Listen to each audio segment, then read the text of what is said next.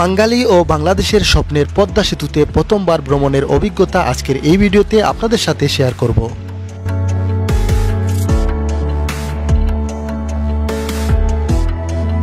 পদ্মা সেতু থেকে আপনারা যখন পদ্মা সেতু পার হয়ে আসবেন, এই রোড হয়ে যাবেন, তখন কিন্তু এই যে চমৎকার সুন্দর একটি মসজিদ আছে, এই মসজিদটা কিন্তু দেখতে পারবেন। এই যে নেসার ভাই অনেক লম্বা একটা রাইড করলেন ভাই, কি অবস্থা? ভালো ভাই। তো বন্ধুরা, অনেক দিনের স্বপ্ন ছিল যে আসলে পদ্মা সেতুতে মোটর বাইকে চড়ে আসলে পদ্মা সেতু পার হব। সেই স্বপ্নটা আজকে পূরণ হতে যাচ্ছে নেসার ভাইয়ের কারণে। তো স্পেশালি ধন্যবাদ নেসার ভাইকে, আমাকে ঢাকা থেকে নিয়ে আসছেন। তো আমরা এখন আসলে পদ্মা সেতু পার হব এবং আপনাদেরকেও দেখাবো। আমার যারা ভিউয়ার্স আছেন, অনেকে হয়তো পদ্মা সেতু দেখেছেন, কিন্তু আমার চ্যানেলে যারা ভিউয়ার্স আছেন, যারা আমার মতো দেখেননি, তারা কিন্তু আমাদের সাথে পদ্মা সেতু একসাথে ভ্রমণ করতে পারেন। আর আমরা কিন্তু এখন যাব, এই হচ্ছে মোটরসাইকেলের লেন। তো এখান থেকে আসলে আমাদের পদ্মা সেতু শুরু হবে না। তো চলেন আমরা একসাথে দেখে আসি। বিসমিল্লাহ। আর মাওয়ার রোডটা অসাধারণ ভাই, যে রাইড করে আসছেন ভাই, ভর্তির একটা রাইড ছিল সব কিছু নিয়ে। আমাদের এখন পদ্মা সেতু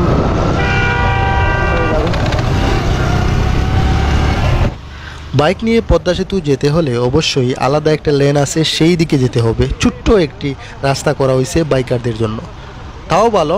অনেক দিন কিন্তু বন্ধ ছিল পদ্মা সেতু ভ্রমণের জন্য বাইকারদের, তবে সরকার কিছুটা নমনীয় হয়েছে বাইকারদের প্রতি এবং এখন কিন্তু বাইকাররা বাইক নিয়ে পদ্মা সেতু ভ্রমণে যেতে পারবেন এবং তার জন্য কিন্তু টুল দিতে হবে 100 টাকা।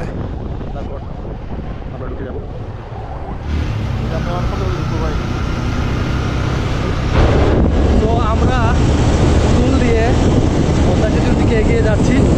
সামনেই হচ্ছে আমাদের দেশের গৌরব। এখানে কিন্তু বাইকের স্পিড 60-এর উপরে তুলতে পারবে না, নাকি ভাই? ভাই 60 সর্বোচ্চ গতি হচ্ছে 60-এ, এরপরে আপনার কোনো পাওয়ার না। কিছুদিন আগে পদ্মা সেতুর উপর দিয়ে আপনারা দেখেছেন যে ট্রেন চলাচল, আর আমার মাথার উপরে যে রাস্তা, এটি হচ্ছে ট্রেন চলাচলের জন্য পদ্মা সেতুতে সেই রাস্তা। যদিও এখনও পুরোপুরি ট্রেন চলাচল শুরু হয়নি, আমরা আশা করছি খুব তাড়াতাড়ি ট্রেনের যোগাযোগ ব্যবস্থার উন্নতি ঘটবে। ফাইনালি স্বপ্নের পদ্মা সেতুতে আমরা বাইক নিয়ে, যদিও নেতার ভাই এর আগে আসতে অনেকবার, আমার প্রথমবার।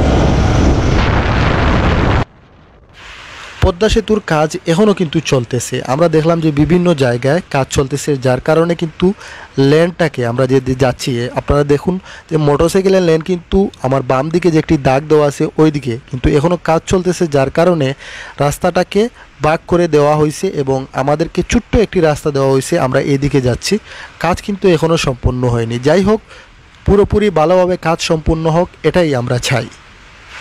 সিলেট থেকে আমার আশা, আর আমি যখন আসছি ঢাকাতে, নেসার ভাইকে অনেক দিন আগে বলছিলাম যে ভাই পদ্মা সেতু ভ্রমণে ঢাকায় আসলে আপনার সাথে একদিন যাব।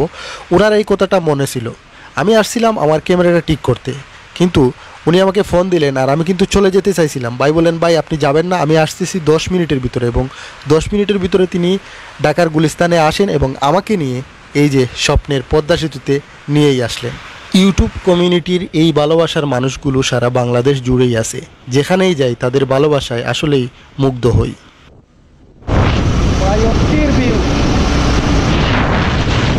আমাদের বাংলাদেশ যে কত এগিয়ে গেছে, এটা আসলে বাংলাদেশ ভ্রমণ না করলে আপনি দেখতে পারবেন না। আর বাংলাদেশ আসলে কত যে সুন্দর, সেই পদ্মা সেতু, আর আমরা পদ্মা সেতুর উপর দিয়ে বাইক রাইড করছি।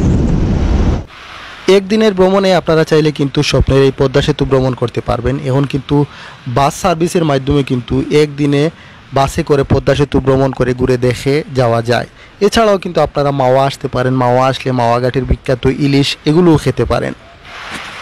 আমি পরবর্তী ভিডিওতে আপনাদের কাছে তুলে ধরার চেষ্টা করব মাওয়া ঘাটের পদ্মার বিখ্যাত ইলিশের সেই ব্লগটি। আপনাদেরকে সেই ভিডিওটি দেখার আমন্ত্রণ রইল।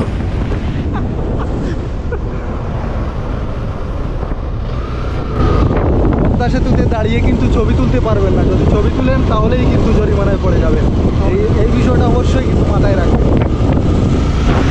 বাংলাদেশ সরকার আসলে করে দেখিয়েছে যে নিজের টাকায় নিজের সেতু।